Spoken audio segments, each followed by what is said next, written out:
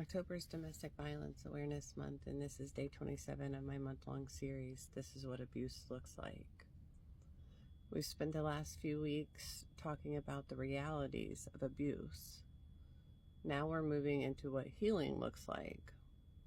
Today's topic is reconnecting with your body. Trauma doesn't just live in your memories, it lives in your body.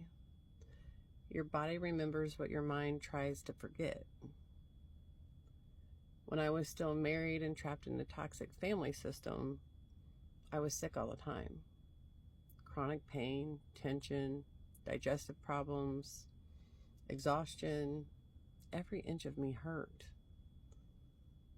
And I thought it was just normal. But it wasn't. That was trauma taking residence in my muscles, my stomach, my nerves, everywhere. To digest your food properly, your body has to be in rest and digest. You have two main parts of your nervous system, the sympathetic and the parasympathetic. One is for survival, fight or flight. The other is for healing, rest and digest. If one is on, the other is off. When you're full of trauma, living in fear, your body can't rest, digest, heal, or lose weight. You're running on adrenaline and anxiety 24/7.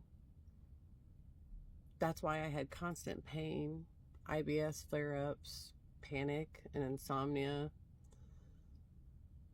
back troubles, corticosteroid injections, numerous surgeries. My system was screaming danger all the time. It wasn't until I started feeling safe that my digestion calmed, my pain eased, and my body finally let go of what it had been holding.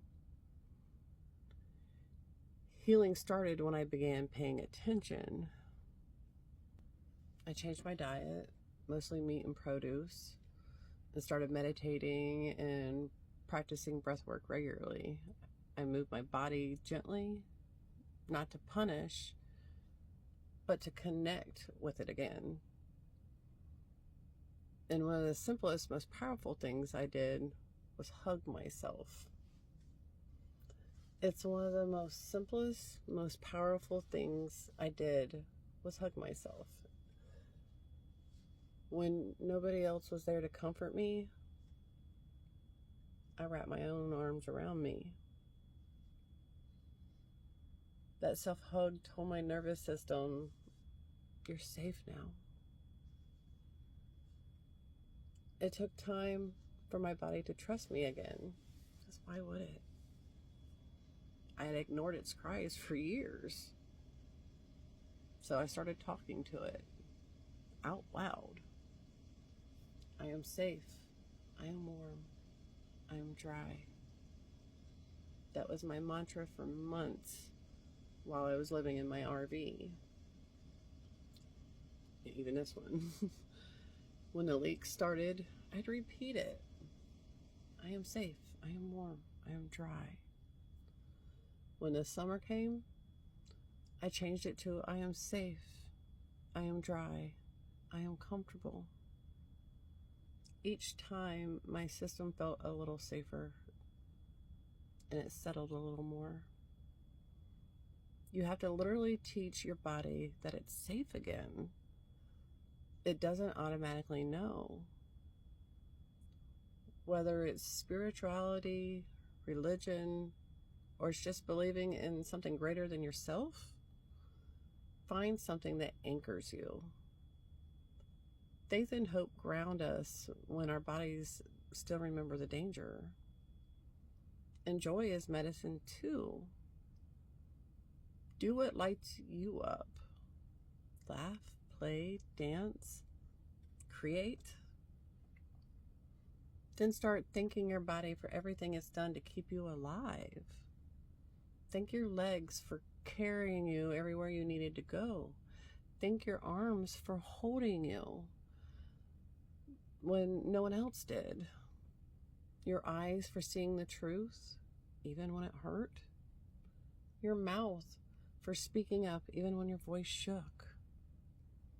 When you begin to thank your body for how far it's brought you, you start to see yourself through a lens of compassion instead of criticism. That's when the real healing begins. When you shift from fighting yourself to appreciating yourself. Your body isn't your enemy. It's been protecting you this whole time. All that pain and tension was your body's way of saying, please listen to me. Now it's your turn to tell it. You don't have to fight anymore. We're safe now. That's somatic healing. Coming home to your body, letting it exhale, and finally feeling grateful to be alive in it. Now that we've talked about how the body holds trauma, let's bring you back into it, gently and intentionally. We're going to do two quick practices here to help you reconnect. The 5, 4, 3, 2, 1 grounding exercise, and what I call the high five mantra. Okay, the 5, 4, 3, 2, 1. This one is simple, yet powerful. It gets you out of your head and back into your body right now. So I want you to look around the room or wherever you are and name 5 things you can see. Notice the colors, shapes, and textures. Say them out loud if you can.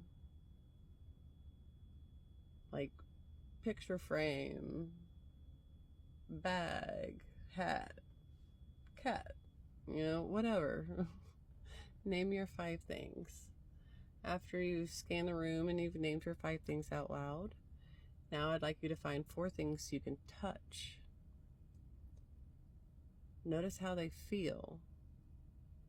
The cool metal of your chair, the warmth of your skin, the softness of a blanket.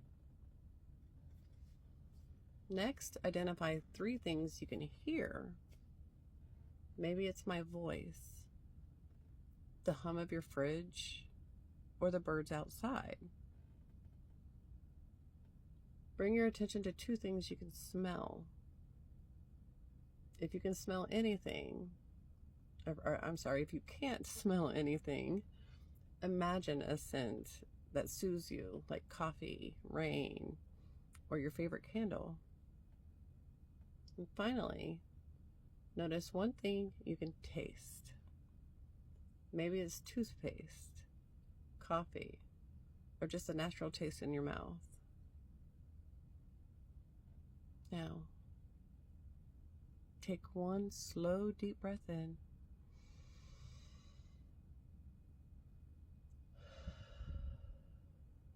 And out. Good. That's your body saying, hey, I'm here. I'm safe. We made it. All right, and now for the high five mantra. We're going to take that grounding energy inward. You'll need a mirror, bathroom, vanity, whatever works. Step 1, come up with 3 to 5 I am statements. Mine used to be, I am safe, I am warm, I am dry. These days it's more like, I am powerful, I am peaceful, I am a badass. Pick what fits where you are right now. Step 2, stand in front of your mirror. Look at yourself in the eyes. It might feel awkward, do it anyway. Step 3, say your statements out loud. I am warm, I am safe, I am dry. Then raise your hand and high five yourself in a mirror. Hold your hand there for just a moment and feel that connection. Science moment. Your brain releases the same dopamine it would if you high five a friend. So yeah, you just gave yourself a chemical boost and a little self-respect at the same time. So, win-win. So, do these two practices anytime you start to feel a spiral or disconnect from your body. The 5, 4, 3, 2, 1 grounding brings you back to the present. The high five mantra reminds you that you're safe, you're enough, and you got you. That's how you start rebuilding your trust between your mind and your body. One breath, one high five at a time. I'm Shawnicorn of Shawnicorn Mindshift Coaching, a trauma recovery coach. Thank you very much for watching day 27 of my month-long series. This is what abuse looks like, aka this is what healing looks like. Thank you very much. I appreciate y'all, and please hit the buttons. Let's help the algorithm find me, find other people that could hear this. Please share, and let's educate people here. This is what this is about. I want this information out there to educate. I am using my own personal examples so people can see where all of this fits into your own lives. I know that me personally, I am very much a hands-on and a visual type of person. So the more information you can give me, the better I can comprehend what you're telling me. So that's why I work this the way I do. Anyway, this is very long-winded now. So I love you guys. Thank you very much if you've lasted this very long. I am so appreciative of you. Thank you. Take care.